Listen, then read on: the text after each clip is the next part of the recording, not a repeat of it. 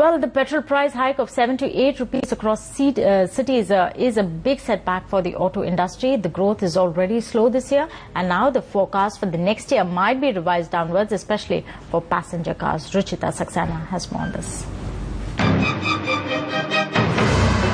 Attracting customers to the showroom is getting tougher for car makers.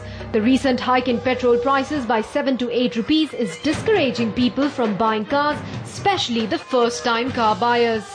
Looking earlier to the petrol price high, buying a car, but now I will decide to postpone the car. This is my decision. Yeah, definitely I will postpone it for next 4 to 5 years at least. Because I can't manage my finances with this much of high petrol rates, and it's very difficult to manage finance. I would definitely buy a car, but not a petrol car. I would buy a diesel car. As everyone is buying a diesel car nowadays, petrol prices are really going high. The difference in prices between petrol and diesel has widened further, with diesel at least 33 rupees cheaper than petrol. India's largest car maker Maruti Suzuki now fears lower sales as it struggles to meet the sudden rush in demand for diesel vehicles over petrol cars.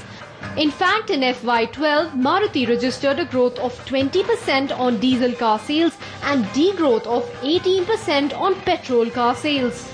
And I think what's going to happen this year now with the result of this price increase is that the back orders for diesel cars will become even larger, and petrol car sales will go down further.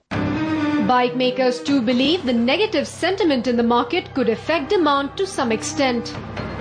On petrol, every time there's a price increase, there is always a temporary dip in demand. But it's been seen over time, these dips are always temporary. In the beginning of financial year 2013, industry body SIAM gave a forecast of 8 to 10% growth for passenger cars and 11 to 13% growth for two-wheeler sales.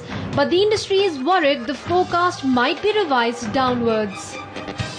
The auto industry is also afraid to increase retail prices of cars and bikes. The weakening rupee has pushed up the cost of importing critical components, but passing on this rise to customers who are already reeling under high petrol prices could lower demand even further.